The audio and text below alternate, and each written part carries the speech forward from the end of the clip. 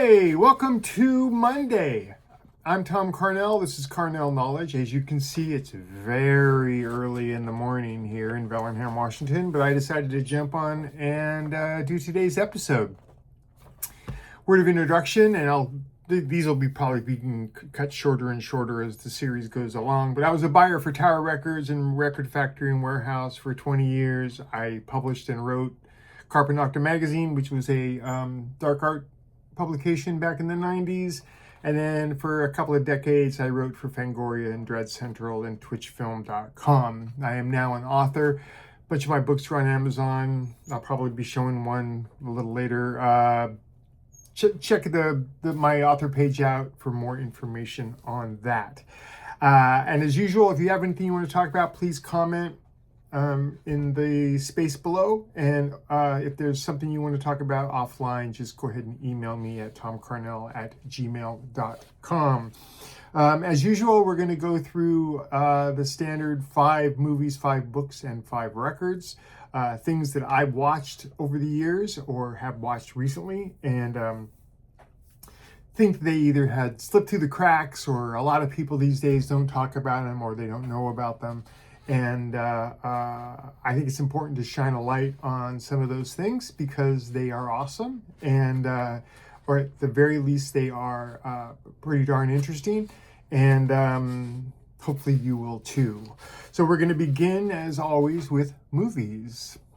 We go to the year 1986 for a movie called Dolls. It's directed by Stuart Gordon, who did things like most famously Reanimator. It stars Stephen Lee in a comedic role, Guy Rolfe, who we last talked about in the movie Mr. Sardonicus, and an actress, Hilary Mason, who is in Don't Look Now. The synopsis is as follows. A dysfunctional family of 3 stop by a mansion during a storm.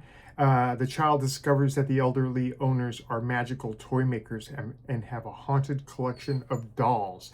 This was a film shot before Stuart Gordon's From Beyond, but for whatever reason, it took a while and was released after From Beyond.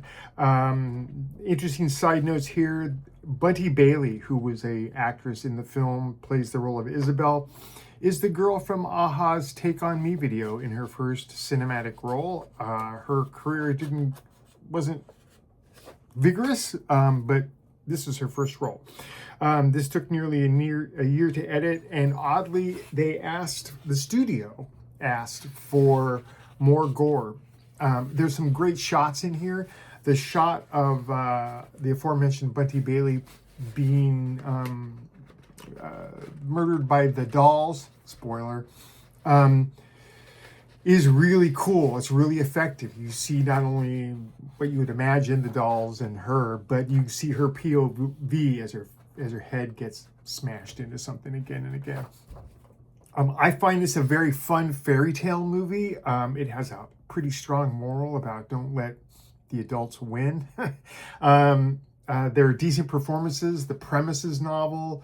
The acting is great, and as always, Stuart Gordon does a hell of a job.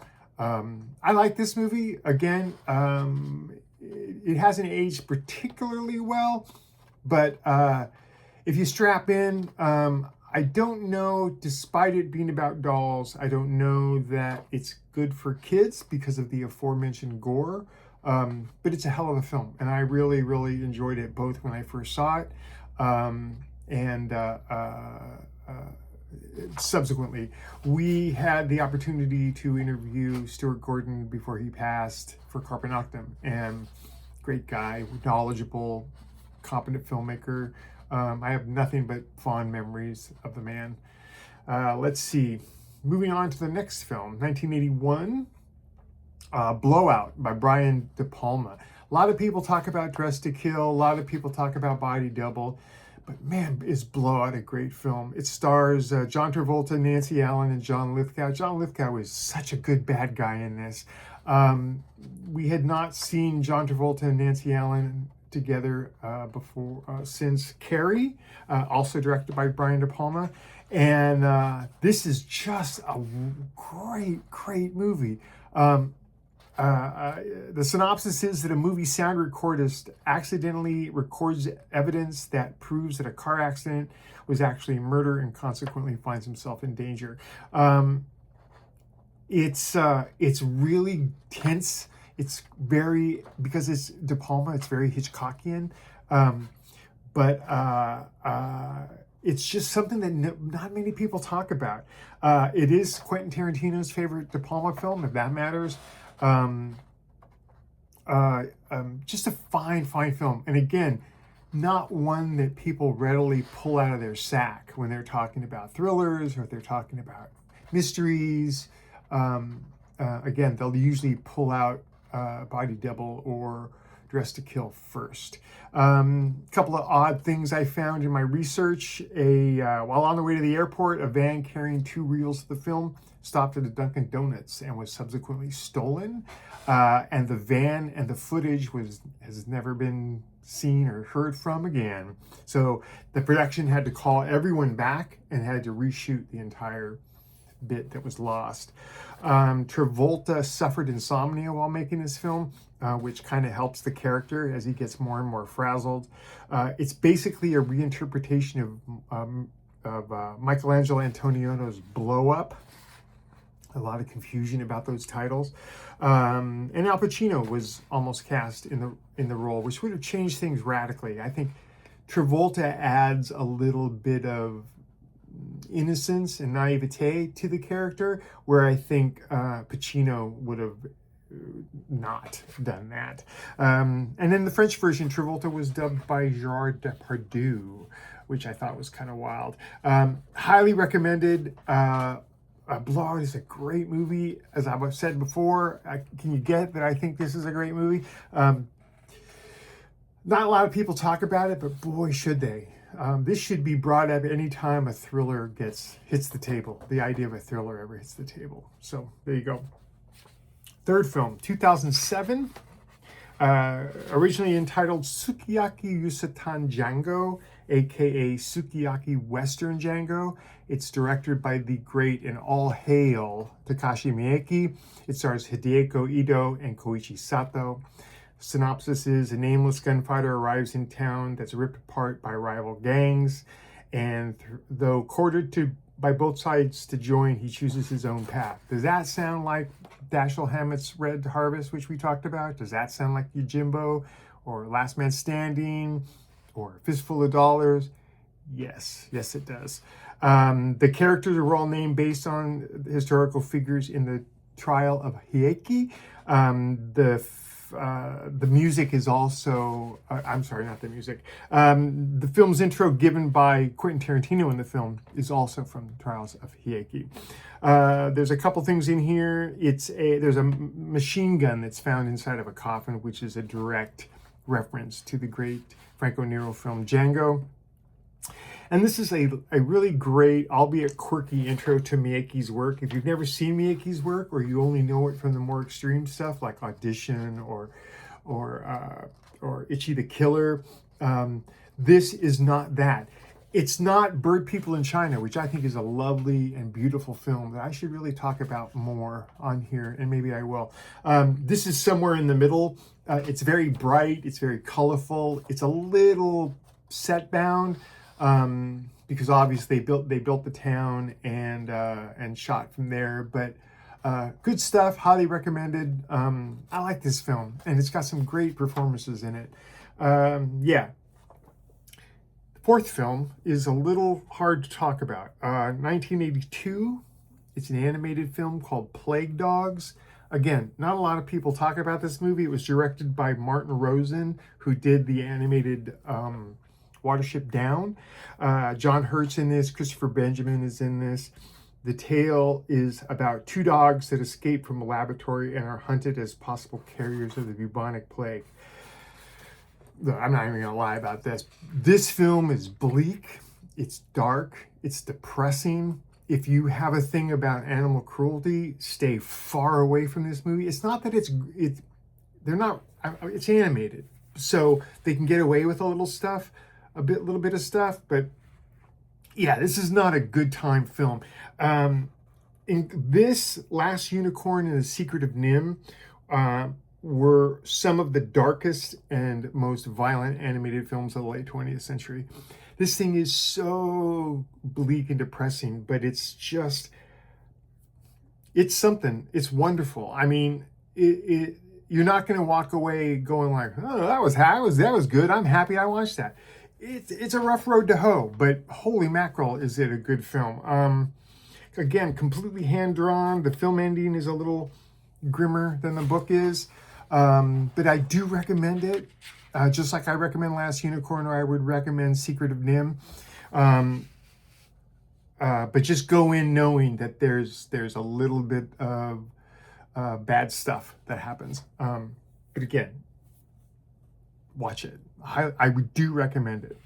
And the last film, 1987, Opera, aka Terror at the Opera, directed by Dario Argento, starring Christina Mazelich, Ian Charleston, Daria Nicolodi. A lot of people have favorite Argento films. This is mine. I think it's really well shot. I think it shows everything he ever learned, sitting at the right hand of Mario Bava. I think that the violence in it is well thought out, and it's inventive, and it's just, man, it's good stuff. The synopsis is: a young opera singer on the cusp of stardom is hounded by a psychopath with a connection to her past. He forces her to watch as he brutally murders her friends. This is very much Phantom of the Opera, or at least inspired by it. This is just a great film. There are sequences in here that are mind-blowing. There's a scene where a cop comes to the door and wants inside, and there's an agent at the door looking through the peephole while the main star is trying to pull a phone towards her to call what she assumes to be the real cops. It's brilliantly staged. Whenever I talk about Argento with people, I always point to this scene. Everything from the flashes through the peephole, to the flashes that happen inside the gun as the trigger is pulled, to the staging of the line of sight from the door, peephole, to the phone. If you've seen the film, you know what I'm talking about. But this is a brilliant sequence. And I think as filmmakers, I always point people to that. Like, if you want to see how this is done right, check out Opera. Argento cited the main actress in an interview as the most difficult actress he's ever worked with, which is saying something. I mean, remember, there was an assault. He staged an assault of his own daughter in the Stendhal syndrome. So that says something. The ending was inspired very much by Thomas Harris's Red Dragon. It's the film debut of William McNamara, who's the bad guy in Copycat, the young kid, serial killer kid. As I've said, the cop at the door. It's a fun, albeit flawed, mystery. It gets a little heavy-handed at times, but man, when it works, it really works. It's famous for a murder sequence where the killer tapes pins under the actress's eyes so that she can't close her eyes as he murders her friend. But man, Terror at the Opera, fantastic. Highly recommended. Moving on to books, we're going to talk a little bit about this. The Executioner, the work of Don Pendleton. This is called Savage Fire. It's as good as any entryway into the Executioner series. This series became a cottage industry for Pendleton. There are hundreds of these things. You can find them in any used bookstore for like a buck. They're well written. They're well executed. They're vivid. By page 10, everything's been introduced. You know who our hero is. You know who our bad guys are. You know what he's there for. You know what the location is. And then it's off and running. It very rarely will sit and stroke its chin and go, how do we feel about that? It's more like guns, guns, guns, and shooting, shooting, shooting, and murder, murder, murder.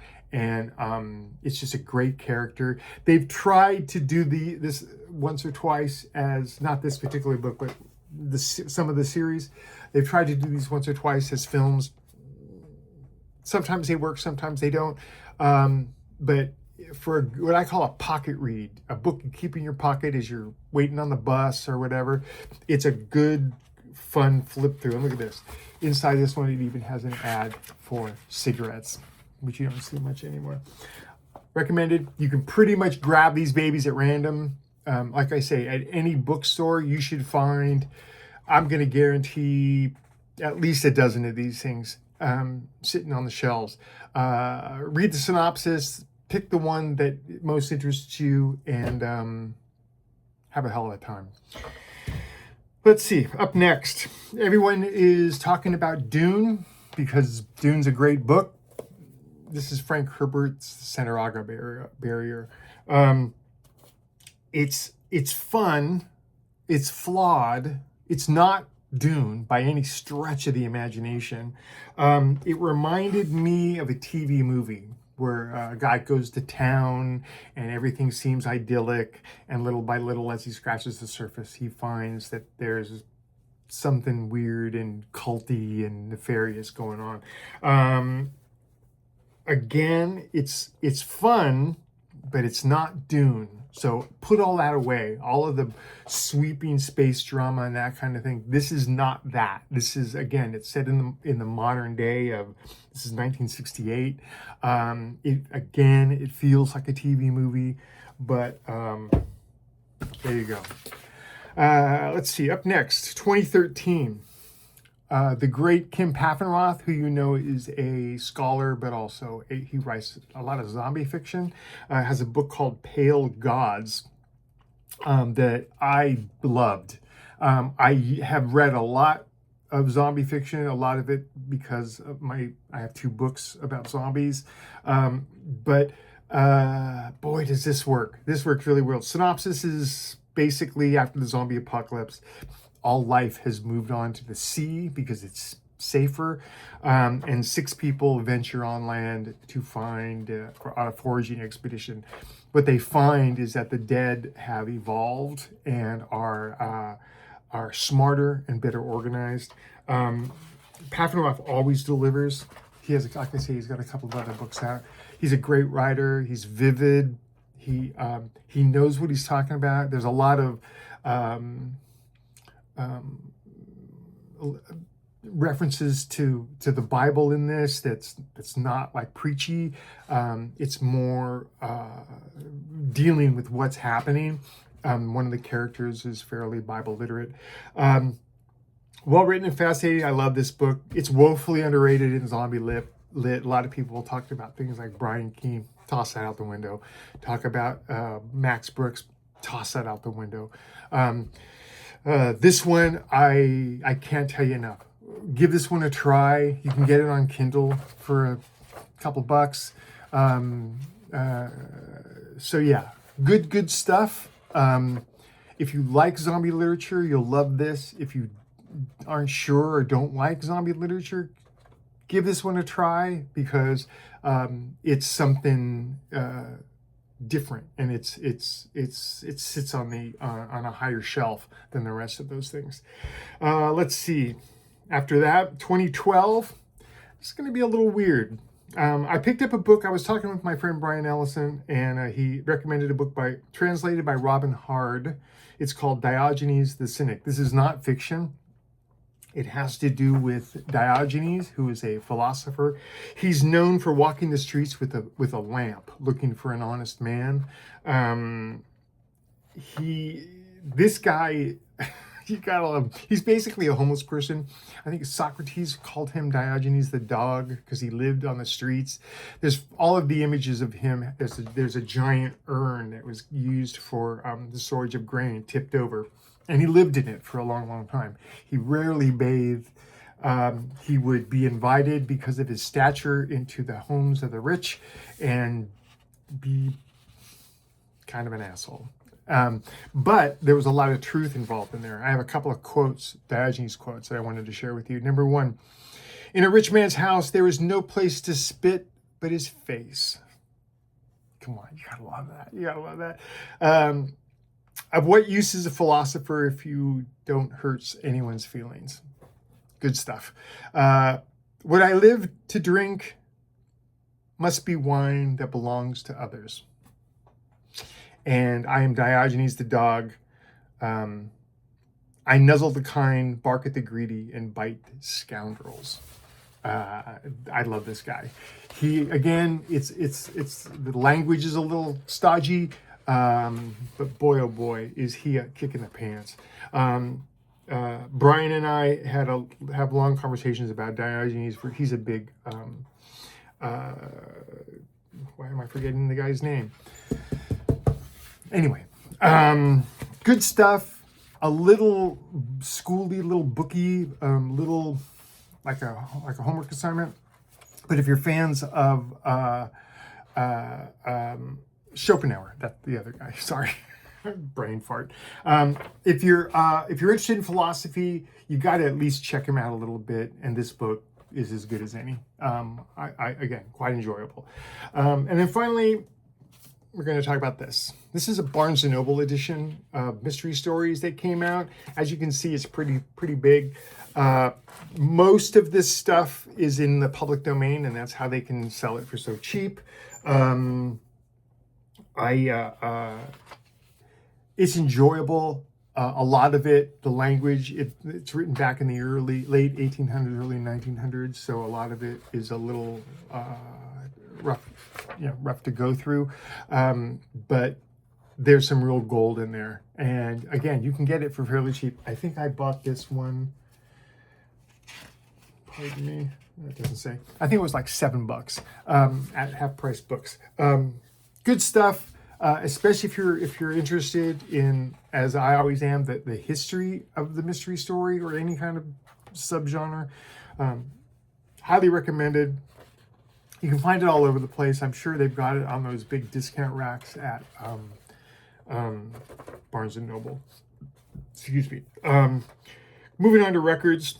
First one, I just heard today that Mark Kelly, the drummer of Ayers Rock, passed. So I went back and listened to 1974's Big Red Rock. Ayers Rock was from Australia, Melbourne. They were a jazz rock band inspired by bands like Traffic Santana and Weather Report. It's progressive, it's rock. It's not quite pop because it doesn't just wallow in its little groove. It meanders a little bit, but it's good stuff. Good stuff. Reminded me of things like Piranha, Matter Rock, and the Sanford Townsend Band. Check it out. It surprised me. I heard about this from Scott on the Prog Corner, on a YouTube channel that you should check out. It's great stuff, and it has inspired me to go on and dive deeper into Ayers Rock. Yeah, there you go. And again, go to the description in here and you'll find links to all of this stuff, either the trailer films for the movies, Amazon pages for the books, or YouTube playlists for all of the records. So you can go and hear them for yourself. Don't just take my word for it. After that, 2022, the brothers Nylon. Their record is called Lo-Fi Sauce. They're from Long Island. They're a pair of twins. They now live in Melbourne Beach, Florida.